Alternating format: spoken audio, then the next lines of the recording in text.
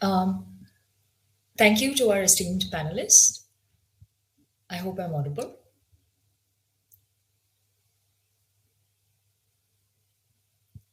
Good afternoon, all, and thank you once again for joining us.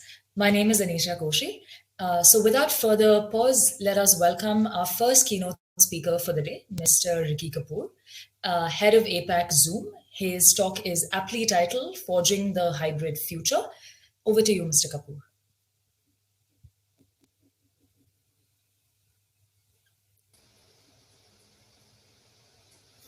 Thank you, Anisha. Absolutely. Can you see my screen?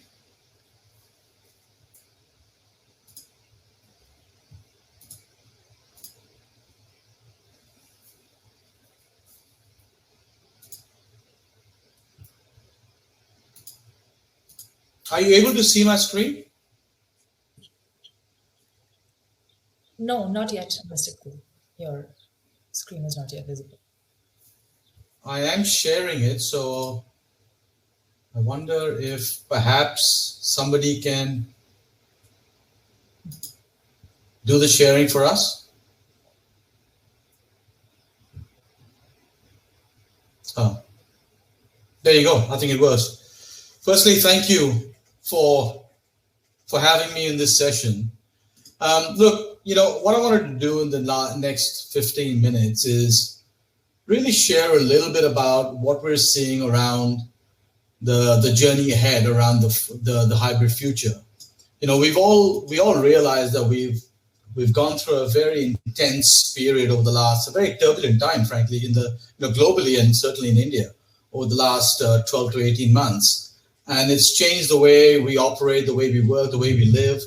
But let's talk a little bit about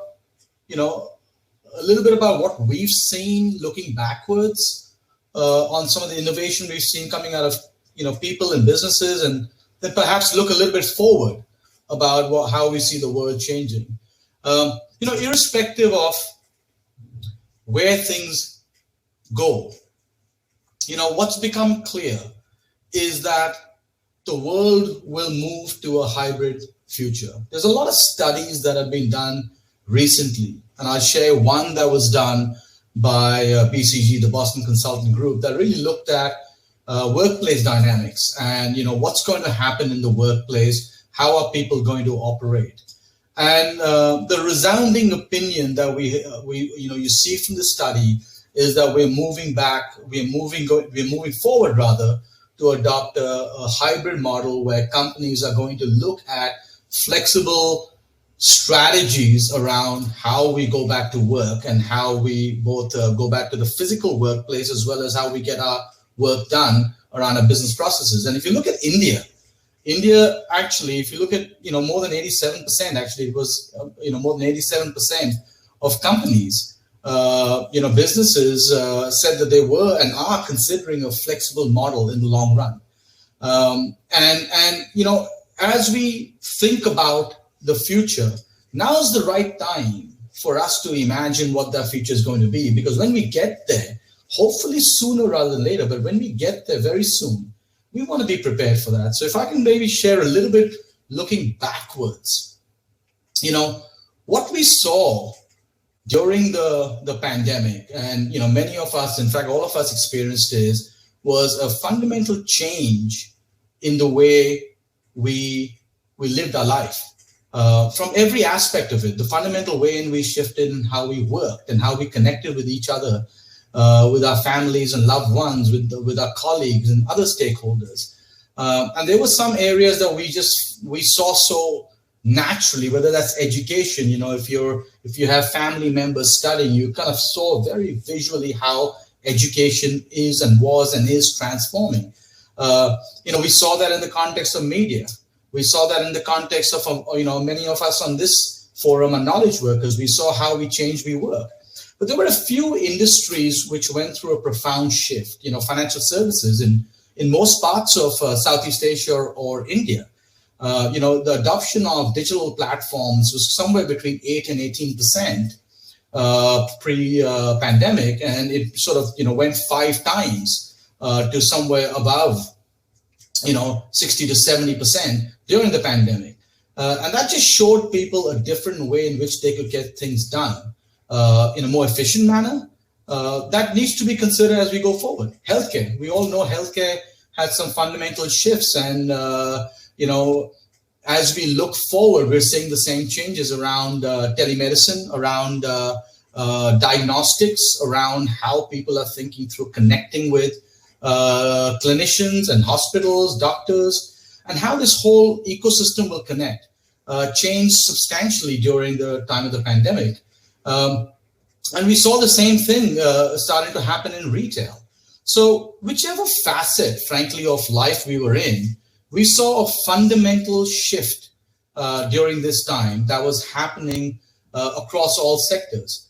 One of the most interesting changes that happened because the pandemic left us with just no choice.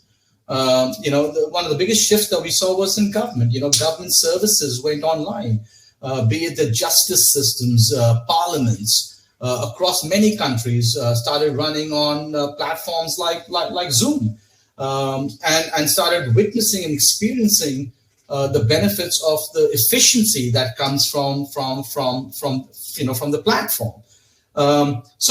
As we look at that element, we see an incredible opportunity going forward, and how things will change and be experienced differently.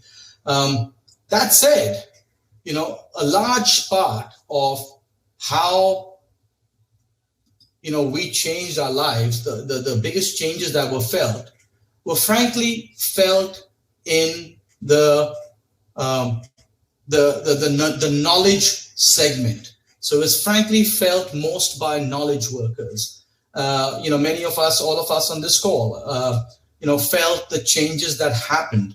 And we adapted very seamlessly to a new way of working around, meetings, events like this platform where there's, meeting colleagues, getting work done, etc.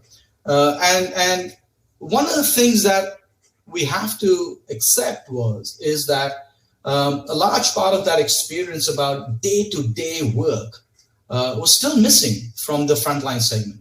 There was still an opportunity missed in terms of, bringing frontline workers, essential workers across that digital divide with inclusion in order to truly provide that same opportunity that many knowledge workers had of transforming their way they work into frontline work.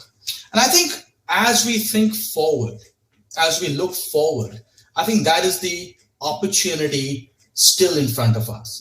How do we ensure that we truly democratize the use of a video-first platform with workflow and process flow to optimize how people work and get things done in their personal lives, and there's so many different areas we can imagine, whether that's, again, as I said earlier, whether that's, in healthcare, or it's in agri business, or in education. How do we ensure that the front line actually has an opportunity to participate in this transformation going forward? And I'd like to spend a little bit of my time actually really speaking about what the future of hybrid means in that context.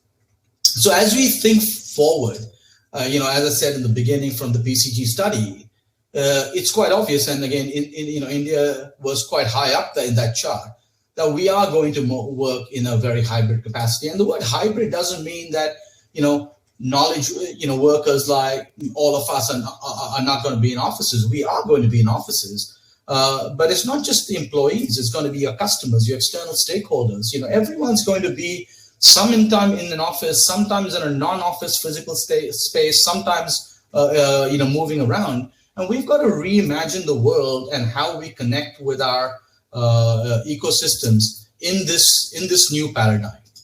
So, really, if we can think forward, it gives us an opportunity, as I said earlier, to bring in video communications into everyday areas of innovation. And that's what we have looking forward. If I look back, the pandemic really gave us no choice. We were all no longer physical. We were all virtual. It gave us no choice. When we look forward, we will have a choice. And now is the time for us to make those choices, to really reimagine what that future will look like in terms of how we embed a video-based platform to reimagine every business process. So, if you think about where we started the conversation, whether it was around, banking, how do you do wealth management in a video-based platform so that you don't have to have expertise going into a branch? Your customers may not want to go into a branch anymore. There may be some concerns around that. You may start redesigning your branches, but you still need that expertise. And how does video-based concierges help you with that? You've got to reimagine that process with the customer in the middle. We had a great example recently we saw with PepsiCo, where they embedded for their truck drivers for doing logistics, they actually embedded RealWear headsets with Zoom built into it to allow them to have location awareness as they were driving around making deliveries. And that's an incredible example of using pure consumer technology on a very secure platform to improve the efficiency of frontline workers. There's so many such examples that are coming around in agriculture. In the ride-hailing business, we're starting to see examples where people are saying, how come we can't, in the ride-hailing application itself, build in some safety features to be able to take videos and recording to provide passenger safety during the time of travel. Now, that would be a very simple thing to add.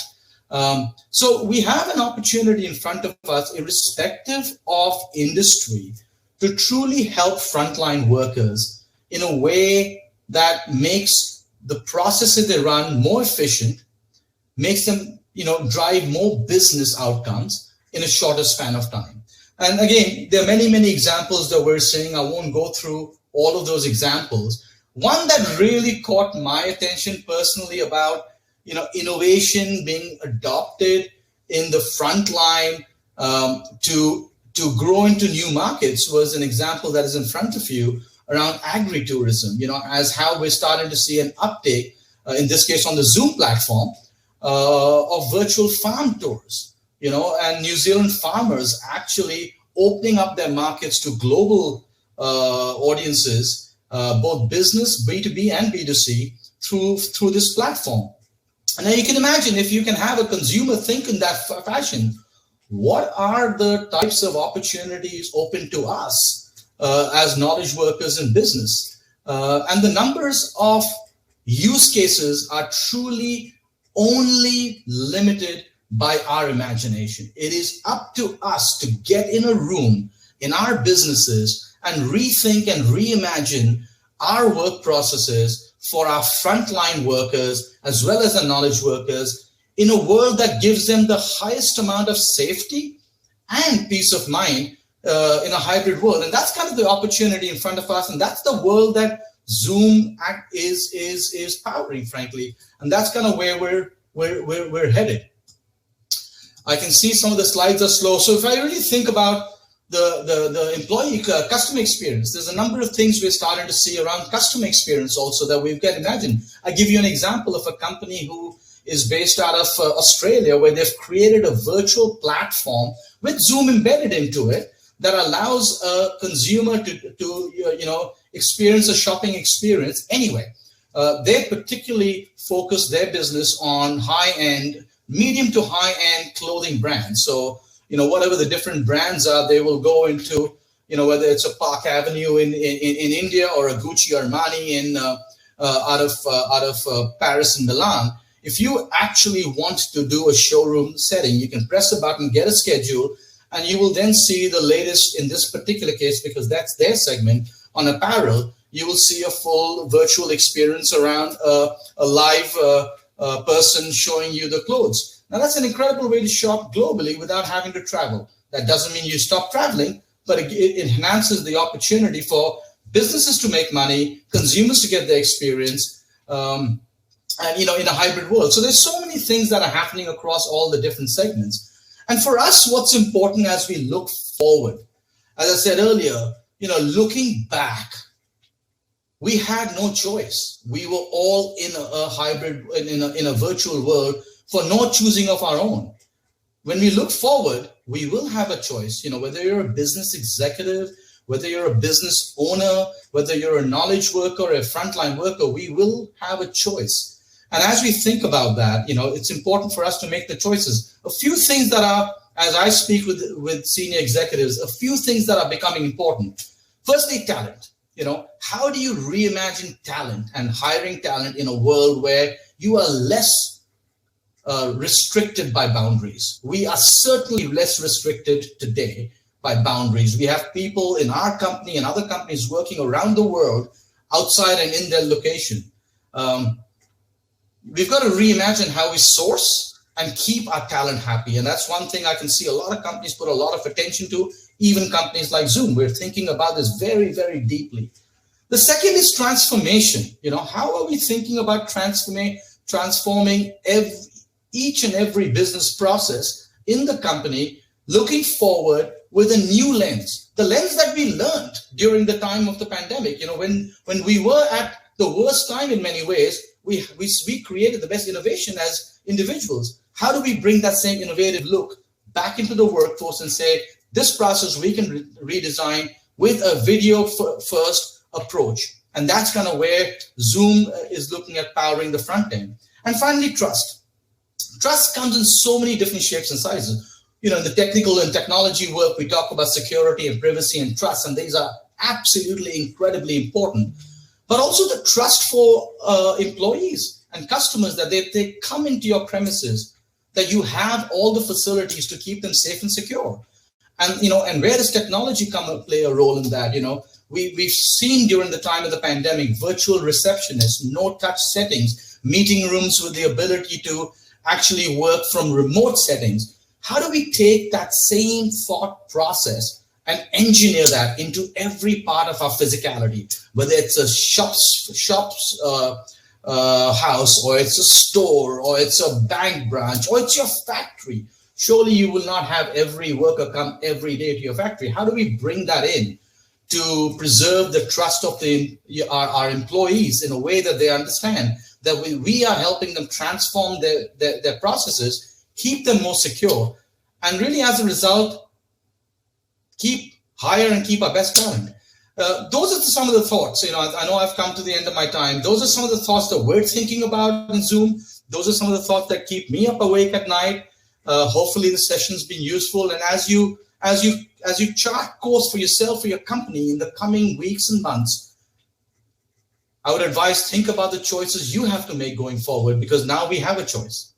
Thank you, and have a great session.